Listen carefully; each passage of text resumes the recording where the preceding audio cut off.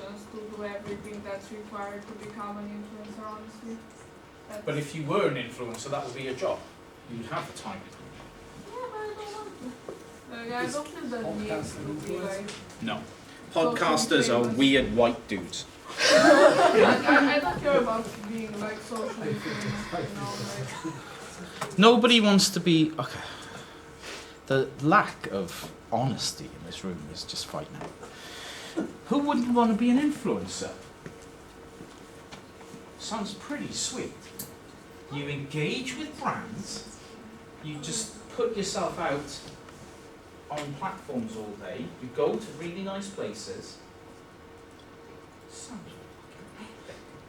As opposed to like Friday afternoon in a fucking terrible room listening to this boring bastard go on for 2 hours. You don't want to be an influencer? You people are all suffering from severe mental health problems. And I suggest you all get counselling. This is the peak of what you can aim for as a human being. Yeah, but there's also a dark side to it. Like what? Like, well, you get known, some people get stalkers because they became...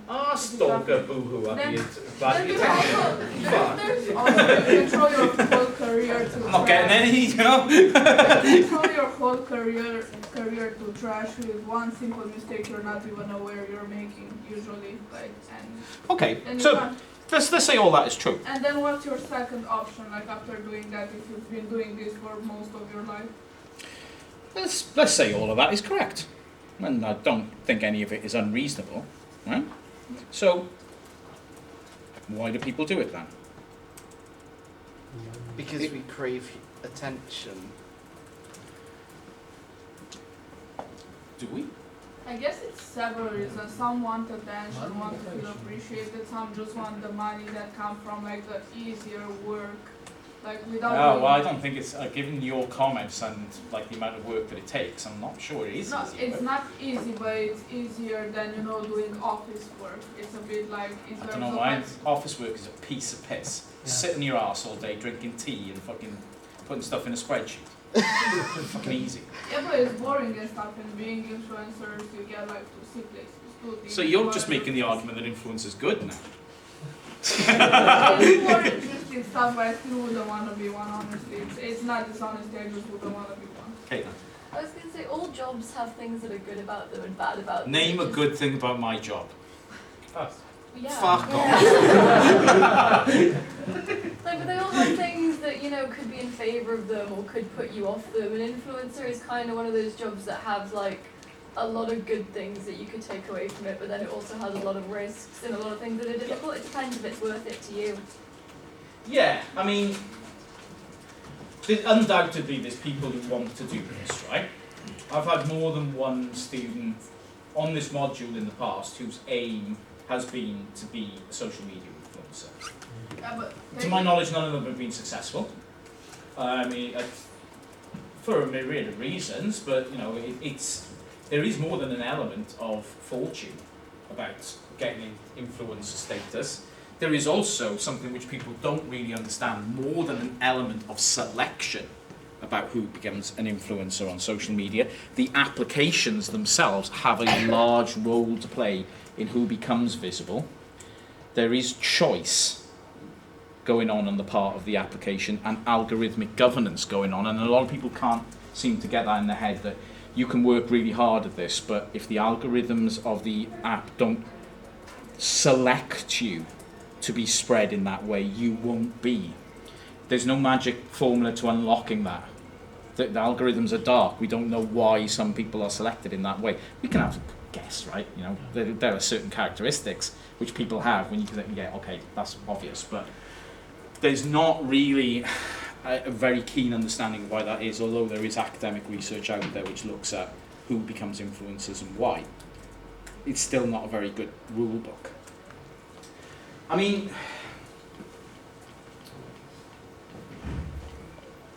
the idea of grooming, I use that verb very, very deliberately, because influencer culture is just a series of grooming interactions where people are courted to enjoy particular content. In order to further an aim of watching content aspirationally, which puts you in a mode to consume particular things. I know at least one person has got to put their hand up for this. Has anyone bought anything having seen an influencer using that product on Instagram? No, I haven't. Yeah, you have. Put your hand up. On TikTok, not Instagram. Okay, well that'll work as well. TikTok or Instagram? YouTube or whatever. Yeah, or any social. An influencer has done something, I bought something. I have. They literally watch reviews of products by people that are responsible. So, before Instagram, that person didn't exist. Celebrities. Well, celebrities existed, but celebrities, the route to celebrity was through the conventional, what we would now perhaps call old mass media system. Celebrities were often in mass media products like film stars or musicians, for example, or were paratextually or parasocially related to instruments of the mass media in some way. Influencers come up through social media. An influencer is somebody who develops their mode of celebrity through use of a social media platform. They are not somebody who, ended up in the newspapers because they were in a television show. That's a different role altogether. This is somebody who has used social media, posted content, gained traction, gained followers, gained influence, and then been able to monetize that presence in a particular way in order to make themselves marketable. That is a social media phenomena. It didn't exist, even on YouTube, interestingly, until Instagram came along. The phenomena of the YouTuber, you had people who got a lot of hits on YouTube, but it was kind of ephemeral. They didn't last very long. You got like some old guy talks about some shit in his day. It was like, oh look, everyone should watch this, and then they disappeared after 10 minutes. It was been and gone. The idea of a persistent, consistent sort of presence on social media, which develops a following over time and becomes ostensibly a full-time job, just creating social media content. And now that's another term which has come into our vocabulary. The idea of being, what are you going to do? Oh, I'm a content creator. What are you talking about? What the fuck's a content creator? I first heard the term when I was teaching media in Ireland in 2015. Some kid in the front row said, I'm going to be a content creator. I was like, what are you on about? Content for what? I said, content for media. What the fuck are you talking about? I'm a content creator. I bitch out people on Twitter. That's content, right? And it was the first time I got it in my head that there was a movement going on here. It's like people... What she actually meant was she wanted to be not necessarily an influencer, but to actually make content of that form in order to create traction, in order to create monetization in particular ways. So, why are we going to study selfies? We're going to finally get to the point here. People like taking and looking at selfies because they generate more engagement than any other type of image. But they often feel judged by the negative portrayals. Selfies and selfie takers generate passionate popular reactions, which is indicative of broader cultural ideas and anxieties. One of the reactions against your generation and the generation that came before you, the millennials, is that you are narcissists because you take lots of images of yourselves. Just like the myth of Narcissus, who looked at himself in the river and so on, you are obsessed with self-reflection and that reflection of yourselves. My argument is that that is total and complete bullshit. That the predisposition towards taking images of yourself is a reflection of a new kind of communication and self-reflective strategy about your own identity. It is not narcissistic in any way, shape or form. It is reflective of the platforms and types of communication which are dominant in everyday society. So, let's have a look here. 36 of you were kind enough to fill this in. Well done. It's not a good number though. If I asked you to do a 2-minute survey, do it. Does everyone know where the surveys are? Why am I asking that? Nobody's going to put their hand up, so no, I don't know. Just do the fucking surveys. How many selfies do you have stored? Okay, 1 to 50. I don't care about any of these ones. I want the big numbers. One person has more than 5,000 images of themselves on their phone.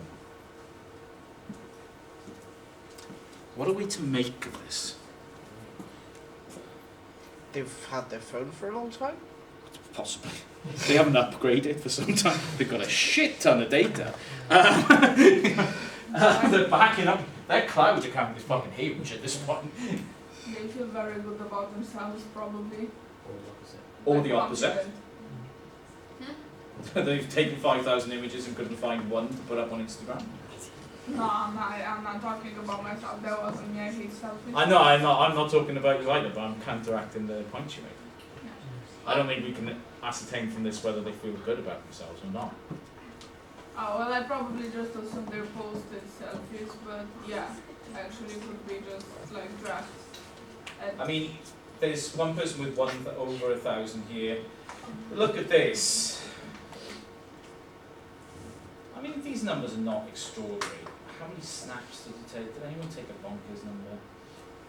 One person took over 700 snaps in a week. 3 people took over 400. Is that significant? Is that important? I mean, it just tells you probably people don't use Snapchat as much as they use Instagram. I think. Well, I don't know, man. If somebody's taken 400 in a week, you know, Yeah, but it's 70 not plus a lot day. of those. I think a lot of people just use Snapchat as like a texting thing instead of sending photos to each other now. Okay.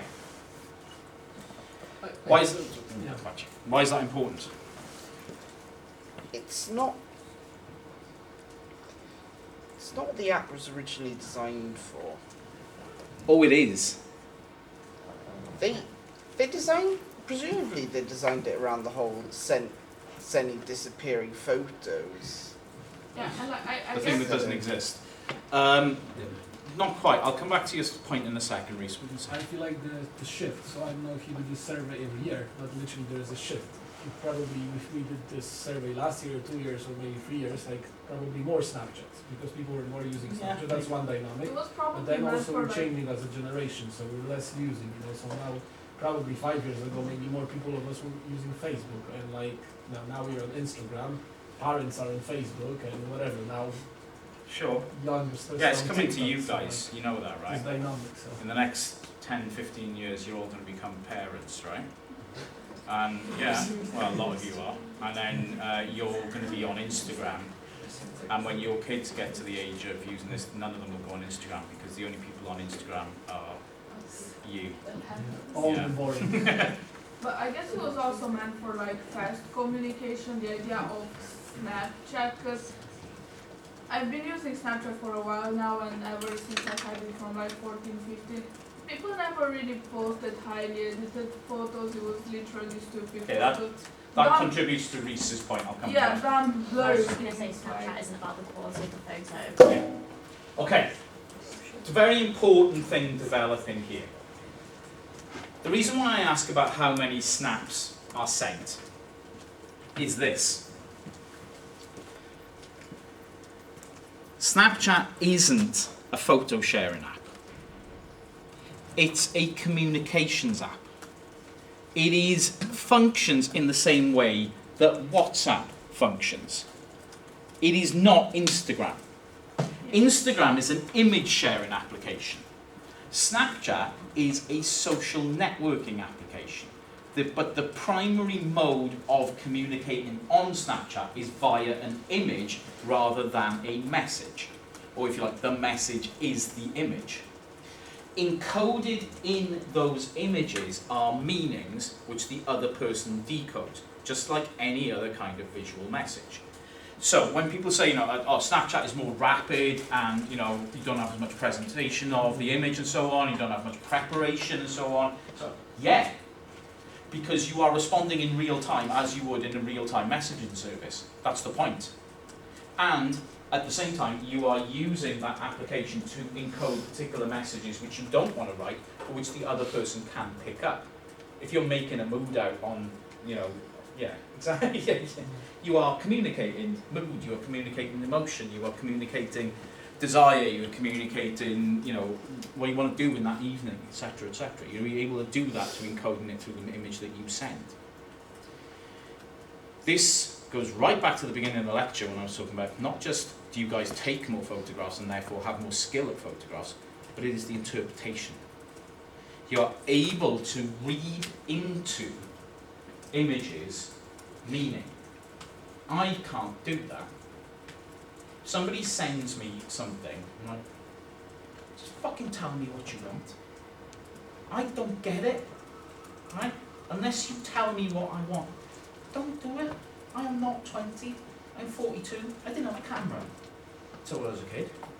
There are like 3 images of me as a teenager, thank fuck. That would have been bad if there was camera phones around when I was a kid. That would not have gone, I would not be doing this job right now. I'd probably be doing a 20-year stretch or something like that. Right? So, all of this rolls in to the overall point about the primacy of visual communication. Selfies and self-representation is a mode of communication. Often seen as narcissistic, vain and disconnected in millennials, and I should change that really because you guys aren't millennials in any way, shape or form, you are Gen Zers. Selfies are bait, basically for likes and comments on social media, fulfilling that grim feedback loop of validation that we all have. Why do we post images of ourselves on social media? Well, for one reading of it, is that we are simply craving a particular biologically functional hit of dopamine in the brain that you get from likes and comments about a representation of yourself. That is a view. I partially agree with that view, because that is a biological fact. We do get that. That happens. That is not an accident, that is something that happens to us. But I don't believe that's the primary reason why people engage in this behaviour. It can be a reason why people behave in this behaviour, in this way, but it's not the primary one of all. There is a communicative function here which goes above and beyond simply being a junkie. So, very, very quickly, tell me how selfies are covered in the media. You're all media students. You should all be consuming media of this kind. I love students in this university, obviously, but I particularly love journalism students who don't watch the news or don't read newspapers. That fucking cracks me up. I love like media students who like don't watch television. Fucking hell. Maybe this degree isn't for me. But journalism students who don't watch the news, they're my favourite.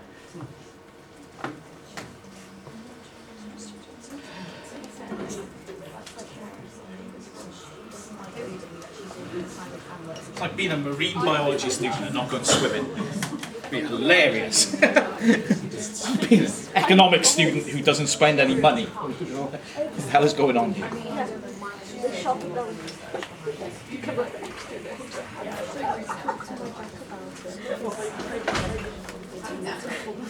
I used to spend my time. You know, say one time when it's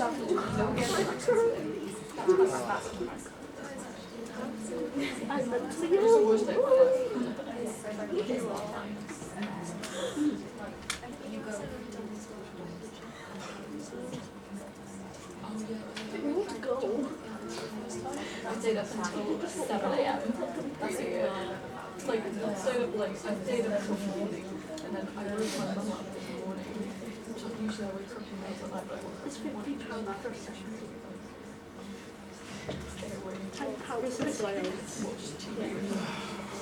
That's always a great sign. When I say quickly, it means do it fast. Is everyone having an interpretation issue here?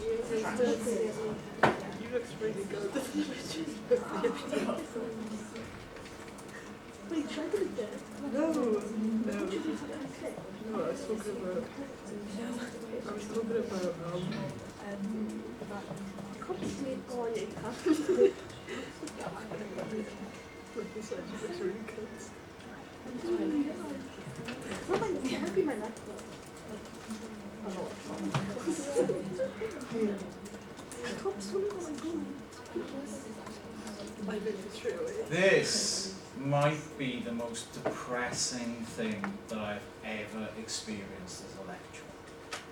A room full of media students who can't tell me the answer to this question. It could just be the most depressing thing of all time. It is going to prompt me to hand my resignation in and go and work at McDonald's, because I will do better for society in that role.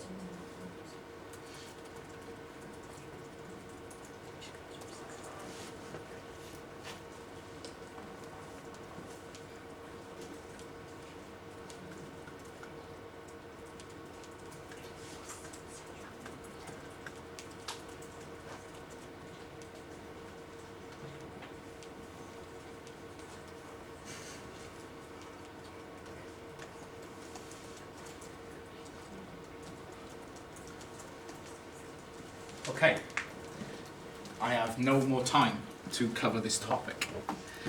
The general opinion of the wider media outside of social media is that selfies are, as Caitlin has said very neatly for me here, portrayed in a negative fashion as narcissistic form of self-presentation. Why? Why would newspapers, television news, other forms of media portray self-representation on social media in that way? Because, like you said, you don't really understand filters. Most of the people in those jobs tend to be part of a different generation. So there's one, and I think that's a valid point. They want to, like celebrities, they want to control like the team passwords, photos, whereas you can't now. That positions it much more closely, and that is a really fundamental point. Can anyone tell me why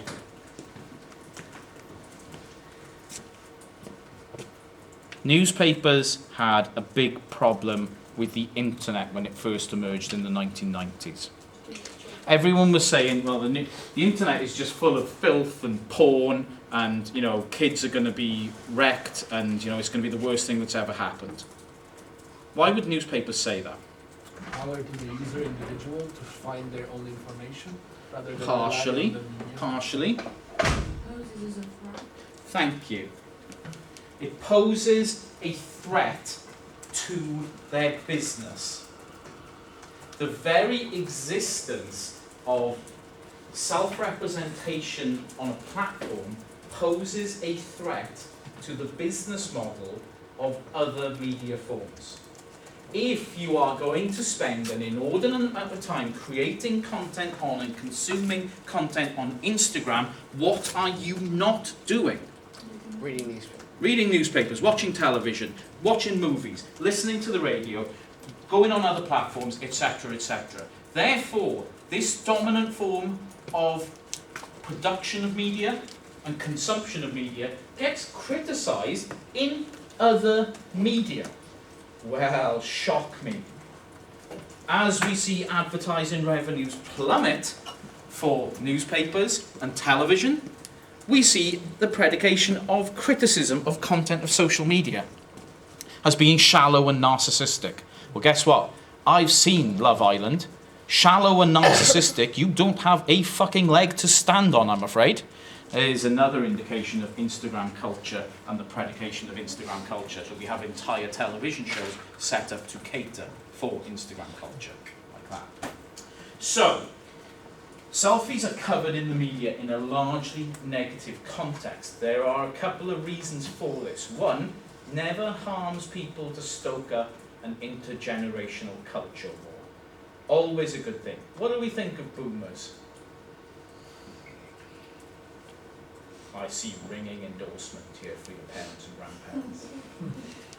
Whereas, they've got a very clear image of you people as being shallow, vain, narcissistic, with attention spans of virtually nothing, because all you do is spend all your time on a phone craving the next dopamine hit. Not to That is you mention people. lazy. Yeah, and you're lazy as well, yeah. Yeah. Young people have always been lazy, by the way. They were lazy. I was lazy when I was a kid, apparently. Just because I spent all day in bed. So, we don't have to subscribe to this in any way, shape or form. Selfies can be seen as a means of experiencing and expressing yourself. If we look at selfies as a form of self-presentation and self-representation, they can be extremely positive about building and maintaining relationships, far more than just basic nihilism. Selfies can be an expressive act. They can be objects of themselves, a cultural practice, a form of gesture, a means of communication, a tool for reclaiming important parts of our own personality, like sexuality, experiencing our bodies, or performing a version of ourselves which we feel is the most authentic kind. It could also be an addictive practice that exhibit or lead to psychopathology as well, which is not necessarily positive, but if you see a psycho, you know. And that can be positive for the rest of us. Tool for gaining visibility for those who have no visibility. This can be extremely positive. Are selfies good or bad? They are neither. There is no such thing as good or bad in terms of an abstract form like this. If you look at a selfie as a form of self-representation, then that question is completely redundant. Because self-representation isn't a good or evil issue. It is simply something that we do. What selfies means depends upon entirely the context around them. Who are they of? What is on and in them, and where were they shared? Those are the important factors.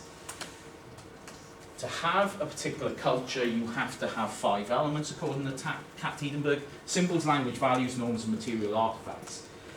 Selfies have all of these things. Are selfies symbolic? Yes, they are. They encode a meaning of a particular kind. Is there a language of selfies? Yes, there is. We can look at somebody's self-representation and infer from what they have captured and how they have positioned it certain things about their mood, about their disposition, about their feelings, about their emotions at that point in time. Are there values for doing this? Yes, there are. There are very clear values for selfies. Indeed, there are acceptable and unacceptable ones. Are there norms? Absolutely. We follow what other people have done, and by reinforcing that, other people follow what we have done. And are there material artifacts of it? Yes, there are. There are a series of material artifacts of the selfie, not least the image itself. So, there is an entire culture of this as well. That's why it's important.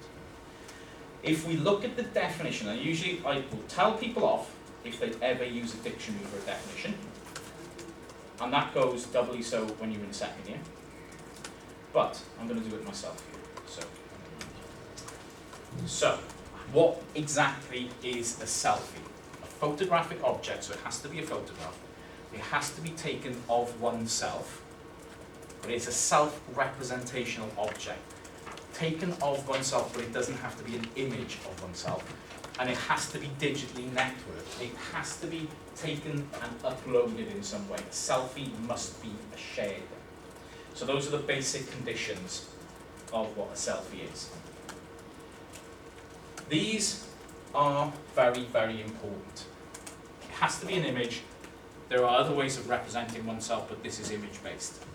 It has to be representational of that person who is taking it, and it has to be networked in particular ways.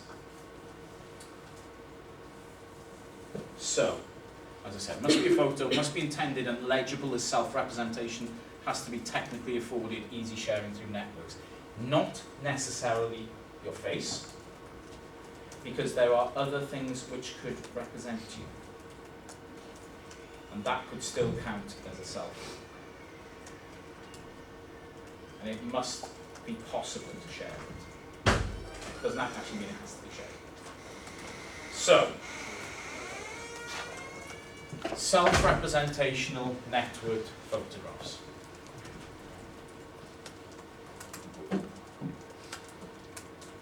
To make sense of how selfies are important, we talk about these terms. Affordances. What has allowed us to take that image in a particular way? Discourse and rhetoric. How are we being persuaded of something? By that image. All visual imagery, all communication to some extent is rhetorical. It is convincing you of a particular position. How do we interact with it? What is being performed? What social cues are there? Is it viral? Is it visible? Is it a part of a visual culture of a particular kind? All of these things are conceptually important. The reason why I leave this slide in here, if you are looking at your own self-representation on social media, I have just given you a shopping list of how to do that in a project. Self-representation is how we use signs. Can anyone remember what a sign is? That kind of fundamental thing for anyone understanding anything in the media, semiotics. A symbol. A Symbol. sign and a symbol are not the same thing. So a sign is made up of two things. Can anyone tell me what those two things are?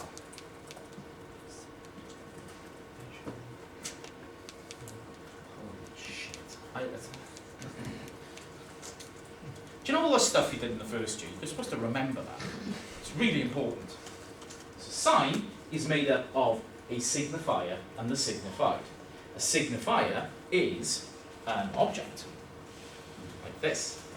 It signifies is the meaning of it. So the signifier, iPhone, it's an iPhone of some kind, signifies money, iPhone. I'm bitching around with Android. Obviously got more money than me. Visual, concept, come together, that's the sign. Yeah? So, self-representation is how we use signs. So we construct the signs,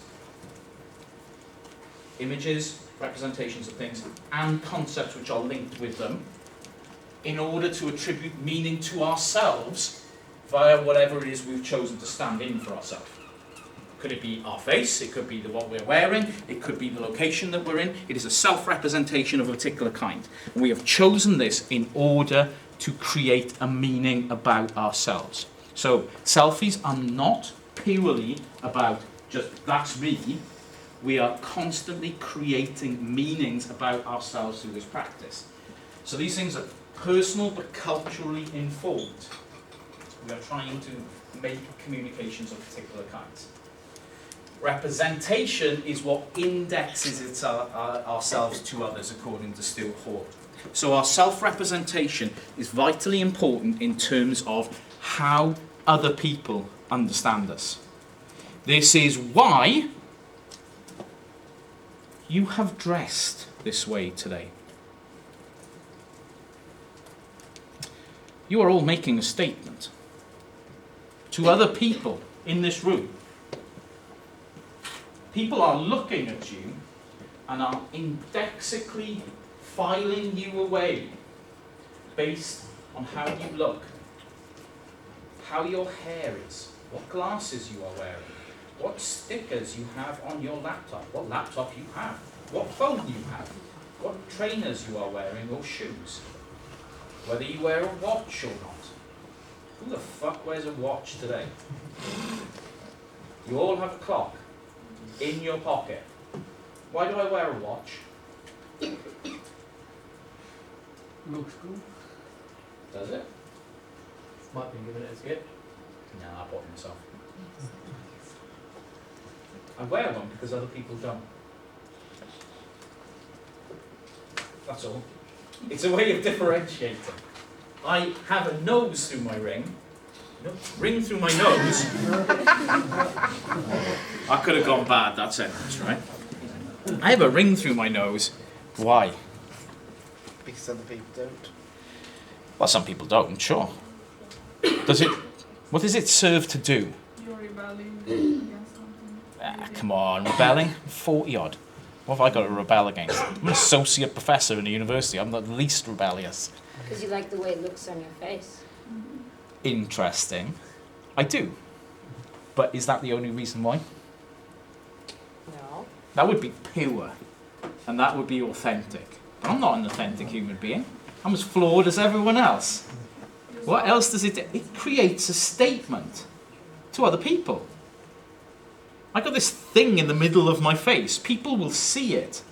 And they will make judgment. Why are my arms covered? Do you think I was born like that? No. These things make statements. They're very nice, by the way. Thank you very much. You've just got a 5% bump on your assignment. I really like them. These are a statement, right? I am making a statement. So, when I go back to the office now and some dick comes in, right? He wants to ask me stuff. And be like, no, don't ask me. Now, if I didn't have all this stuff on my arms, that wouldn't be the same statement. But with all this stuff on my arms, it's not normal. You've got to leave.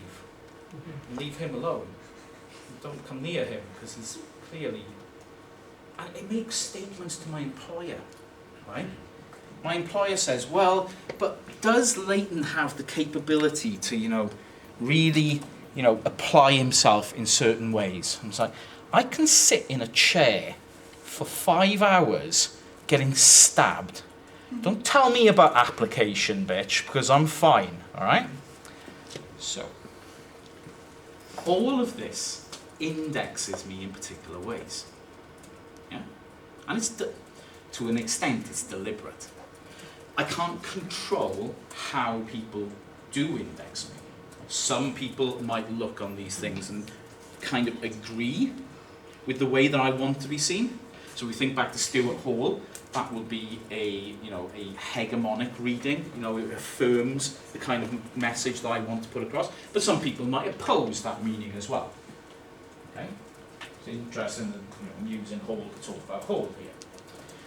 Basically, what we do in terms of self-presentation is there in order to create meaning for others.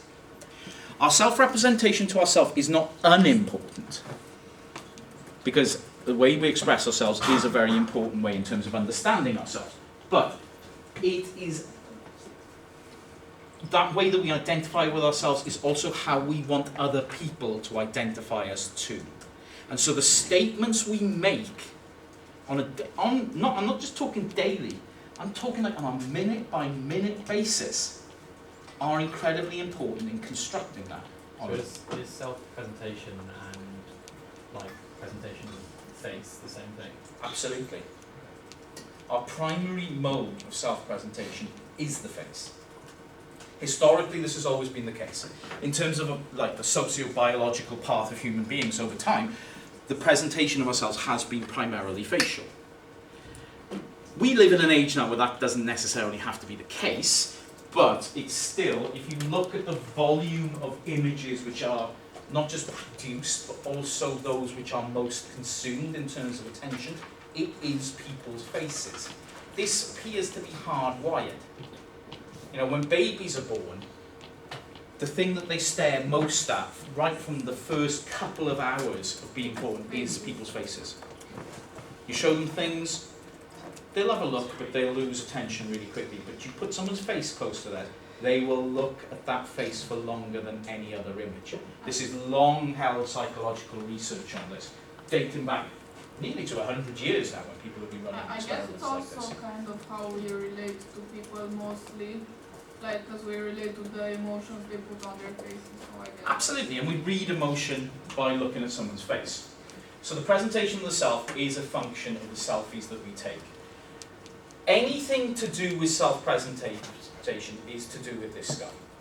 This is a Canadian sociologist, Irving Goffman. Has anyone heard of Goffman previously?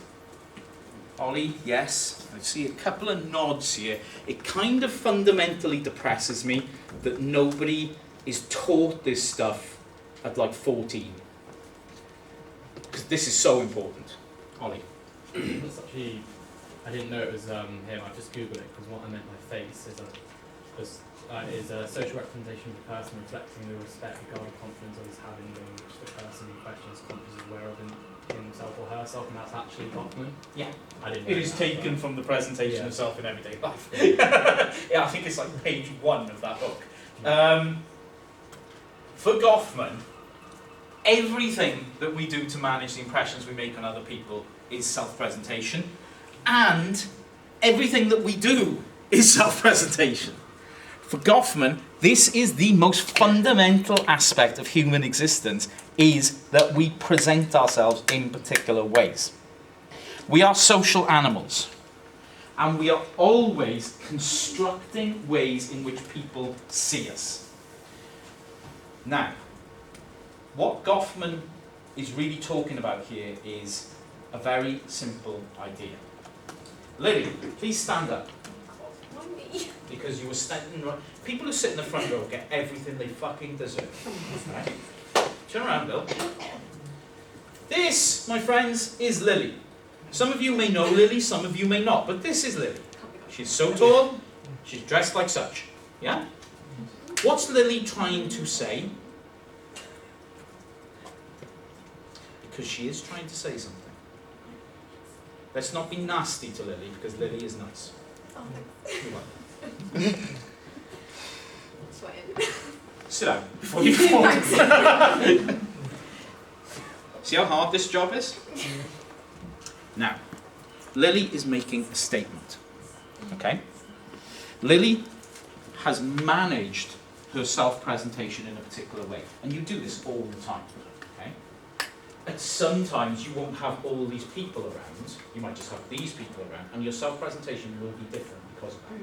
But when there's all these people around, it is in a particular way. Now, if all these people were transplanted into a different environment, nightclub or something like that, your self-presentation would be different again. Okay? Lily is constantly involved in a series of roles.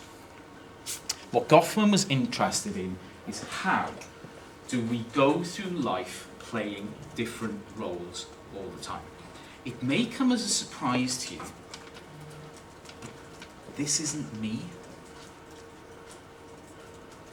I am not this person. This is a role. I am acting. I am not like this in everyday life. Some of you have been to my office and sat down with me, and you will know, right?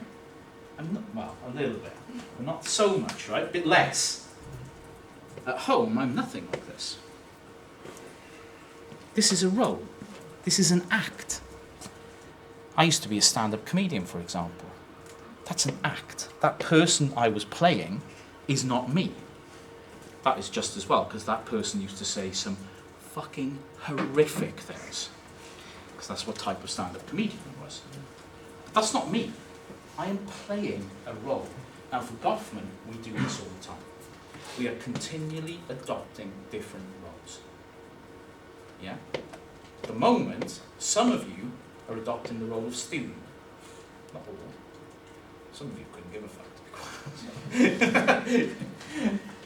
And in this position, we have a role for you guys and a role for me. Well, if we were to leave this room, you come up to me and talk to me at the front of the building, that role would have slightly changed. After this lecture, you might well go to the shop. Reasonable thing, right? Will you continue in this role? No, exactly. Your role is going to change. And you have learned over time that there are scripts to your role. Your script as a student has a certain set of expectations. Your script as a person who goes to the shop has a completely different set of expectations. Your script as a person who's catching the bus to go back home, that's got a different set of expectations for it. We learn these scripts and roles all the time. those scripts and roles manage our presentation to other people.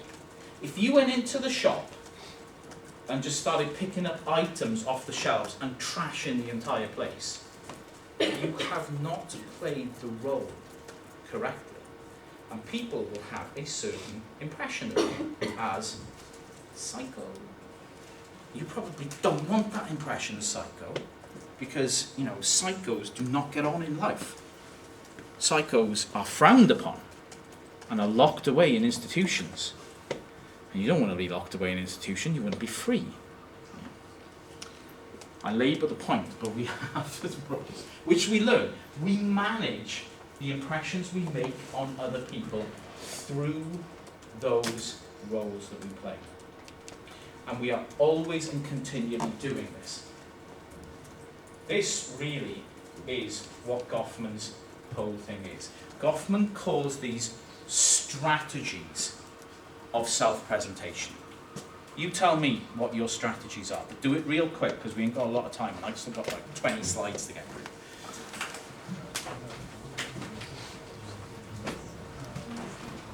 This should not take a huge amount of thinking because you all do them all the time.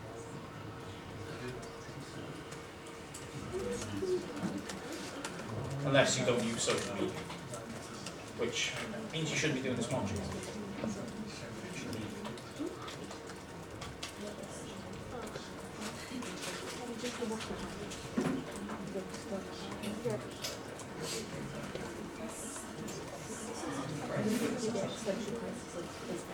It was a good call to read Noel.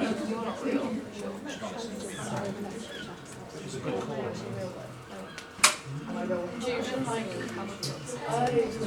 Yeah.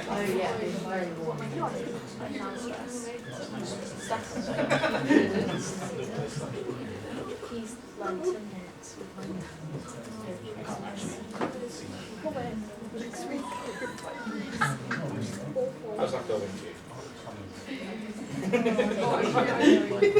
Pretty good, actually. I like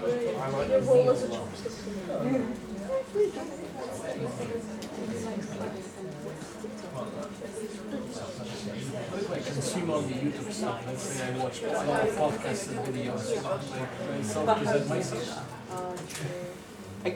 I guess you're not presenting yourself, which is a self-presentation strategy. You know what I mean? It's like the point I was making earlier about me having no images.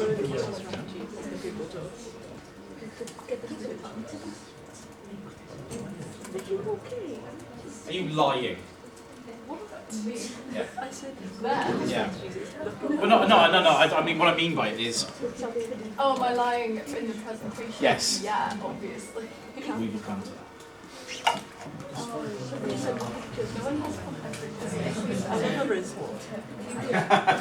Spontaneous. No such thing. If you're trying to be cool, there's no such thing. Like effortless. Yeah, and anyone who looks effortless has put a shit ton of effort Yes, into it. yes.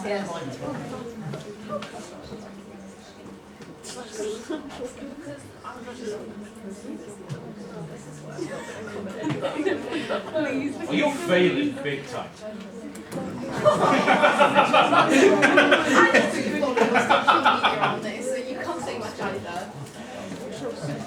I'm not trying to look slay. You just put that you are. Okay, so we have some interesting things here. People will adopt particular scripts to present themselves. So if you want to show yourself as like, I love being outdoors, you will edit your presence to emphasize that you are outside a lot, that you are doing outdoor activities. This is a classic trope, not so much on Instagram, although it is very prevalent on Instagram culture and culturally on Instagram, but in dating apps in particular. People will want to present themselves as having this interest. Let me tell you now, going to the gym is not a personality. Going to the gym is actually a lack of personality very often, but people will post loads of pictures of like gym, you know, because I'm fit. And it's like, semiotics in action, right? Fit equals fit. Okay, yeah, thanks for that. You know, I was born yesterday. I mean, I did notice with men especially, they become gym bros and like that turns into an actual personality. But it's not a personality.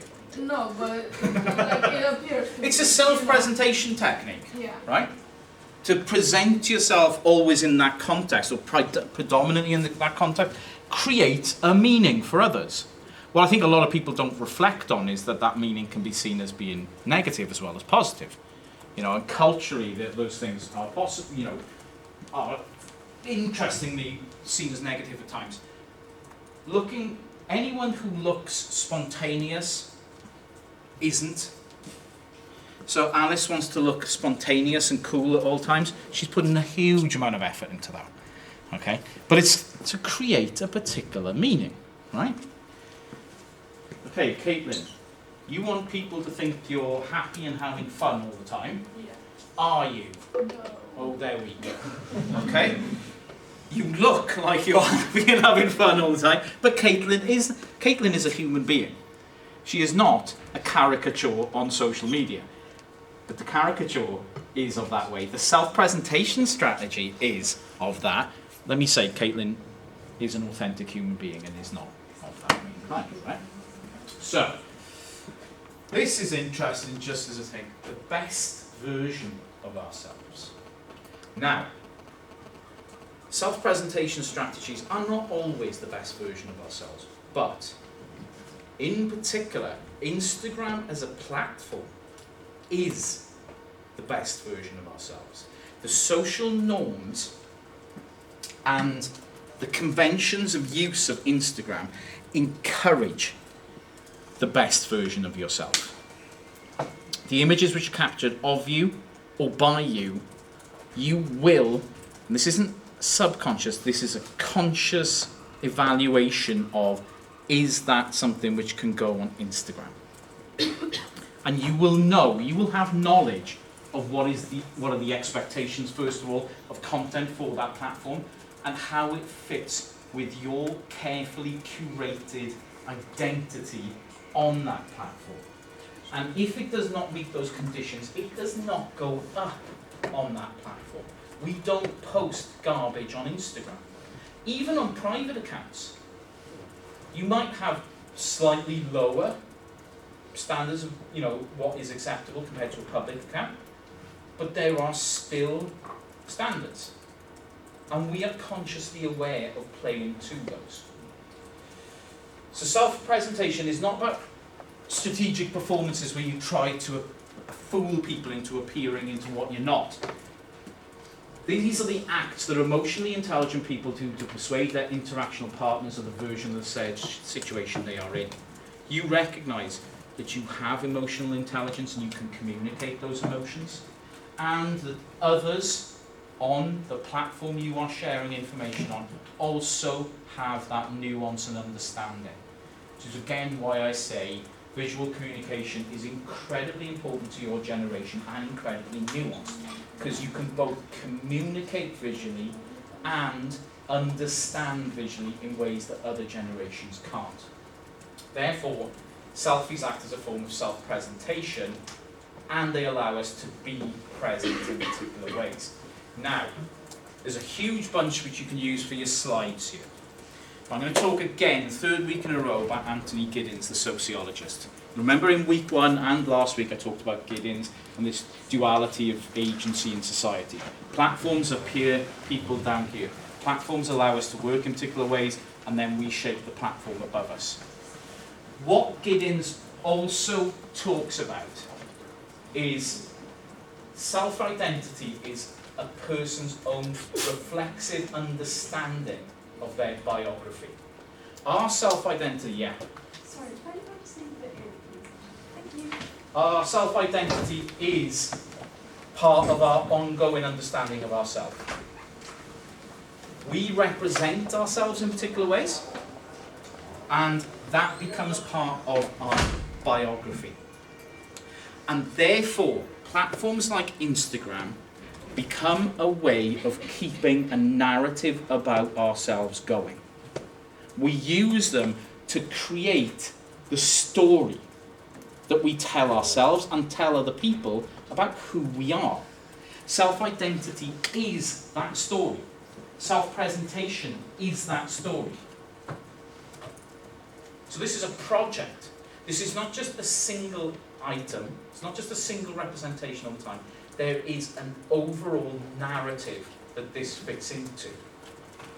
So we don't just flip the switch and become someone else. People don't do that because we fit this within an overall story of who we are. And that is never complete. That is always in progress. We have. Person's identity can be found within their capacity to keep a particular narrative going. Our identity at any given point in time is reflective of what has come before and what we are going towards. We're always going somewhere. So if you like, we are creating biographies of ourselves.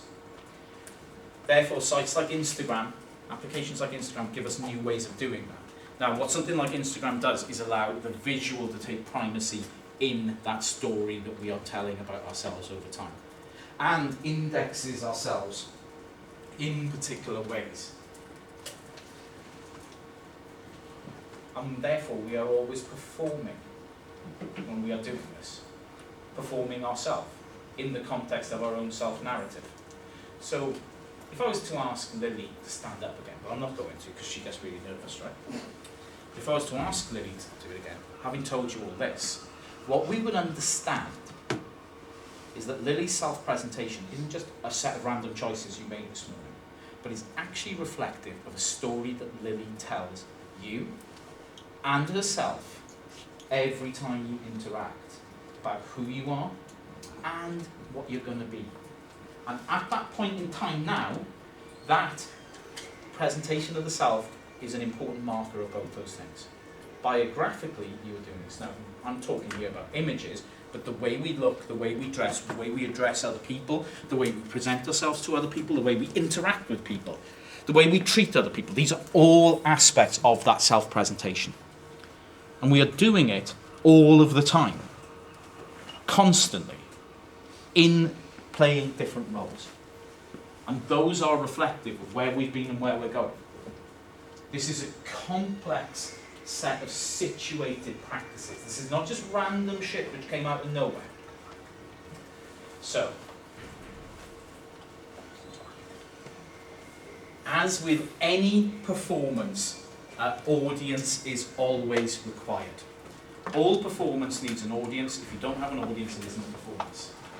So, we are always performing for somebody. And what is important for people to know about self-presentation is you know that. And you know who it's for. You may not know intimately who it's for. You may not know by individual to individual, but you know. For example, the first time you came into uni, and you might not have known anyone else in the room, you performed a role which presented yourself in a particular way to a group of people that you didn't know. That makes sense?